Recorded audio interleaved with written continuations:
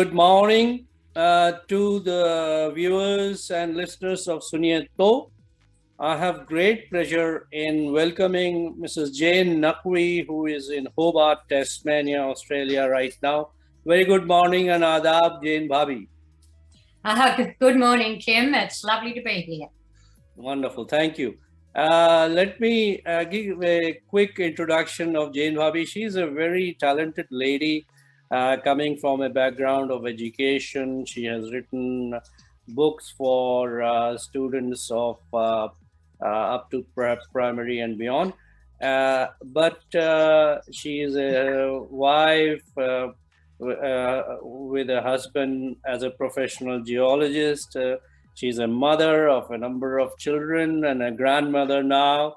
She's, as you can see, a very lively, very jovial and smiling lady all the time. And she's a pleasure to have around when you are with her, because she has her own ideas and cultural aspects and other experiences that she can really enlighten one with.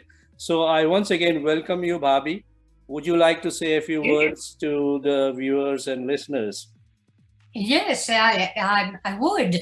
I'm very excited to be here, and I'm thanking you again for inviting me to come. And yes, what I think I'm going to be talking about is my book called JackJumper, right, which is probably a fairly unusual title of a book.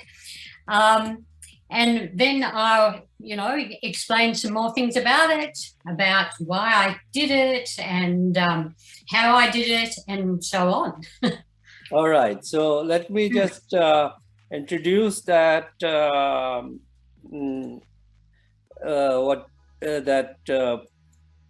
this is the novel which Jane Bhabhi has written.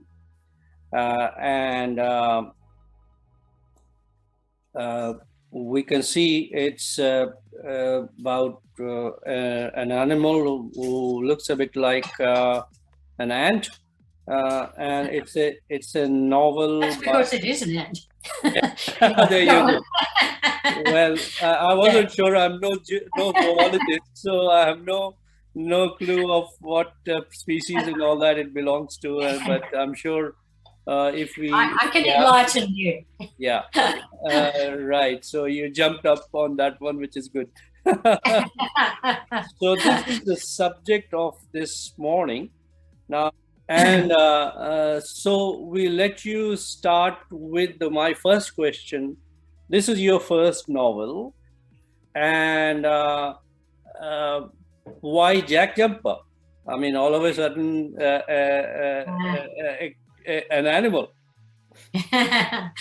Well, the first reason is really because it is in actual fact an ant, but it is really a metaphor for certain human behaviors. And because of this, the JackJumper is sort of used quite a bit throughout the novel, but people can then see similarities, in fact, between JackJumpers and human beings. All right. And yes, which is quite interesting. In fact, I don't know whether you follow basketball at all, but in Tasmania, they have very recently called their big basketball league team the JackJumpers. Wonderful. Which actually came into terrible controversy because a lot of people thought that is such a stupid name to call a basketball team. And not only that, but JackJumpers are horrible. So, yes. So what I could do, if you like, the main character, whose name is Jack, is in London in a museum. And his job is to look after animals of Australia. And a group of children come into where he is in this museum, and they ask to be told what a JackJumper is. So it's a little tiny episode, but to show that you actually understand what jack jumpers are, this might actually help. So can I read it for you? Yeah, please do. Okay, let me grab it. Here we are. It goes, Jack knows an amazing amount, I can tell children. From what part of the country do you come? Tasmania, the island state, the best. Tassie, why is it the best? Asks the child. Tassie is the best because we have more than our fair share of the hazardous wildlife. This is going to surprise you, says Jack, because it's not one of those snakes in the display case. The most hazardous of all wildlife hazards is an ant. He's called Myrmecia sola, but the locals call him the jack jumper because he can jump on you from a long way off. He's very smart and he has work to do like a human. He might be a hunter or a builder or a soldier. And whatever his job, he's ruled over by a queen who lives in an underground palace with lots of servants. Is she beautiful? Asked a little girl. Her subjects think so. She's very important because she lays eggs that turn into black babies who grow up to be her workers and slaves. And why are they deemed hazardous, says the voice with a deliberate glance at her wristwatch. Because they are super athletes with a bad attitude, says Jack. And he kneels down to be at eye level with the children. And also because, and that's where I leave it there. Wonderful, wonderful. I love the organized and the energy part of things that Jack Jumper has. And it's a mixture of the Australian usage of the name for a person called Jack, which is all right, Jack, and this and that is part of Aussie lingo. So in that, it's a very Aussie sort of usage of the language. And the jumper and basketball, that's another connection that you have pointed to, which is wonderful. Now, that actually happened later. Of course. Yeah, that's only, as you mentioned, the basketball team is only rather new. So it's wonderful that even now this connections are being built with this ant. Now, when did you actually write it, and how long did it take to publish it, and so on? All right. When I left school, which is a while ago now, I left school as a teacher, not as a kid, I was always interested in writing. And I really wanted to get into writing and actually start writing.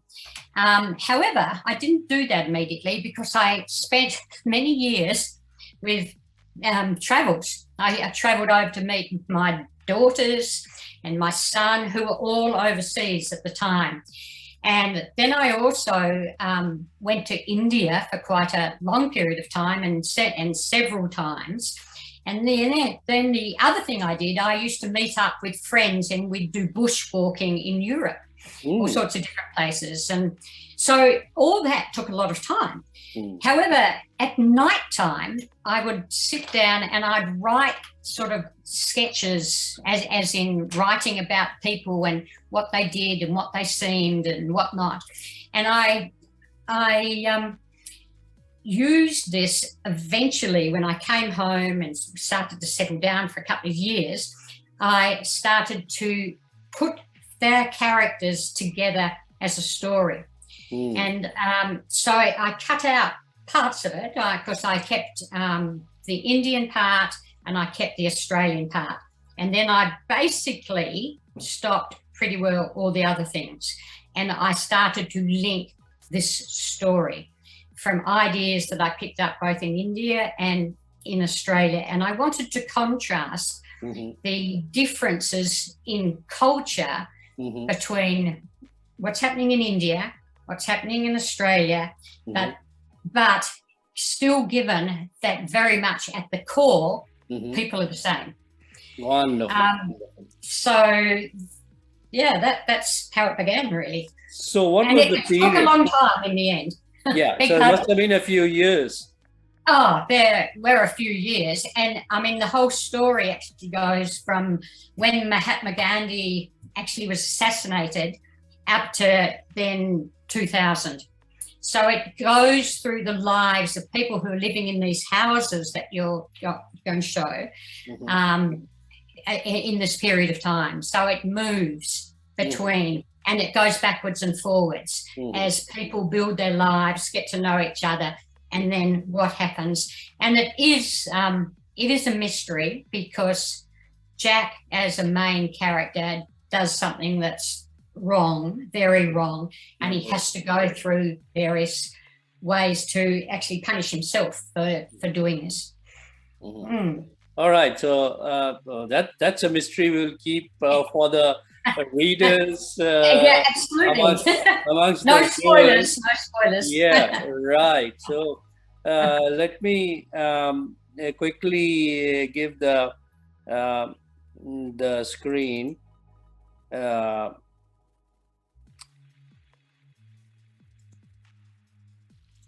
And share the screen with you. Yeah. And that is, this is the publisher, the shop40south.com.au, products, Yes. JackJumper. So if you go to shop40 or Bhabhi's Jane Bhabhi's Jane Naqvi's website, you will actually get this, and it's a shopping cart, and where you can actually purchase this, and they will send it to you in post. So that's the publisher, and that's how to get this book. All right. So shall we then move on to the very first slide or picture that you have in the book? Yes. All right. So